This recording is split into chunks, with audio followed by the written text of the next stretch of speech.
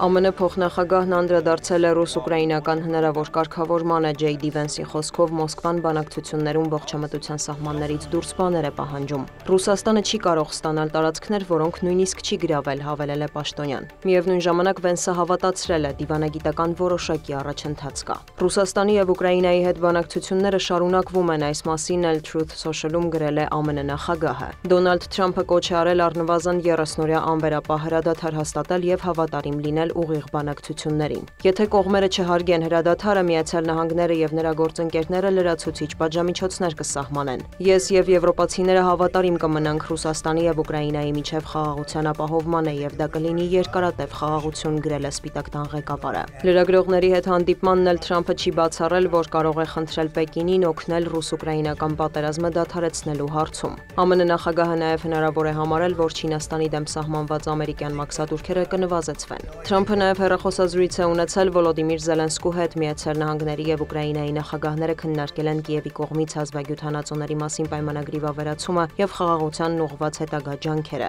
Զելենսկին կրկնել է, Ուկրաինան պատրաստ է 30-օրյա հրադադարի եւ ակնկալում է, որ Մոսկվան կհամաձայնվի այդ առաջարկին։ Կիևը պատրաստ է բանակցությունների ցանկացած ձևաչափով, սակայն դրա համար Ռուսաստանը պետք է ցույց տա, որ լուրջ է տրամադրված պատերազմը դադարեցնելու հարցում, հայտարարել է Ուկրաինայի նախագահը։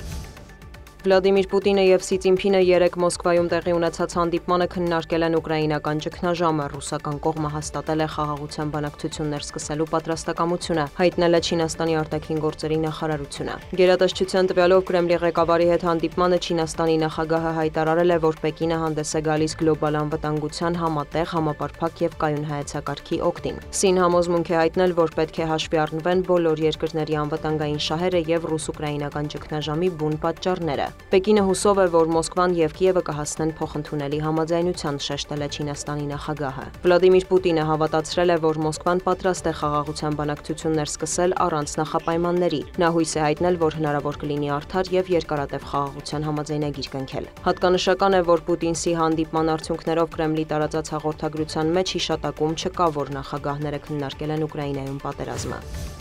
Մի քանի տասնյակ երկրների նկատմամբ ամերիկյան հավելյալ մաքսատուրքերի ֆոնին ԱՄՆ նախագահը եւ Մեծ Բրիտանիայի վարչապետը հայտարարել են առևտրային գործարք կնքելու մասին։ Դոնալդ Թրամփի խոսքով համաձայնագիրը բեկումնային է եւ բխում է Վաշինգտոնի եւ Լոնդոնի շահերից։ Քիր Սթարմերը Սպիտակ տան ղեկավարի հետ հեռախոսազրույցում նշել է, որ գործարքն անհավանական հարթակ կդառնա ապագայի համար։ Նրա խոսքով կողմերը գործակցում են պաշտպանության եւ հետախուզական տվյալների փոխանակման ոլորտներում։ Այժմ կմտերմանան նաեւ առևտրային եւ տնտեսական քաղաքականության հարցերում։ Թրամփն էլ նշել է, որ երկու երկրները տարիներ շարունակ փորձել են առևտրային համաձայնագրի հասնել, ըստ ԱՄՆ նախագահի գործարքից կշահի մասնավորապես գյուղատնտեսությունը։ Հնդկաստանը հայտարարել է, որ Պակիստանը մայիսի 9-ի գիշերը հարվածներ է հասցրել արևմտյան սահմանի ամբողջ երկայնքով։ Հրթիռներով եւ անօդաչու թռչող սարքերով թիրախավորվել են Ջամու եւ Քաշմիրում գտնվող ռազմաբազաները։ Նշվում է, որ սպառնալիքը չեզոքացվել է, զոհեր չկան։ Հնդկաստանի պաշտպանության նախարարությունը նախազգուշացրել է, երկրի ուժերը պատրաստ են եւ կպաշտպանեն Հնդկաստանի ինքնիշխանությունը եւ ժողովրդի անվտանգությունը։ Արևմտյան լրատվամիջոցների տվյալով Ջամուի օդանավակայանում պայթյուններ են որոտացել, էլեկտրաէներգիայի անջատումներ են գրանցվել։ Հնդկական ԶԼՄ-ները գրում են, որ Հնդկաստանի ռազմածովային ուժերն էլի պատասխան հարվածներ են հասցրել Պակիստանում գտնվող մի շարք թիրախների։ Պակիստանի պաշտպանության նախարարը նախազգուշացրել է, եթե ԱԹՍ-ների հարվածները շարունակվեն, Հնդկաստանի վրա հարձակումն ավելի ու ավելի հավանական կդառնա։ Նրա կարծիքով հակամարտությունը փակուղի է մտնում։ Կաթոլիկ եկեղեցու կարդինալները նոր Հռոմի պապ են ընտրել։ Ամերիկացի կարդինալ Ռոբերտ Ֆրենսիս Պրևոստն իր համար ընտրել է Լևոն 14-րդ անունը։ Նա 69 տարեկան է, ծնվել է Չիկագոյում եւ երկար տարիներ ապրել է Պերուում, կարդինալ է դարձել 2023 թվականին։ Ընտրվելուց հետո նա առաջին ուղերձով դիմել է հավատացյալներին մաղթել խաղաղություն ամբողջ աշխարհին, երկխոսության եւ միասնության կոչ արել։ Դոնալդ Թրամփը շնորհավորել է պատմության մեջ առաջին ամերիկացի պապին, հավելելով, որ դա մեծ պատիվ է Ամերիկայի համար։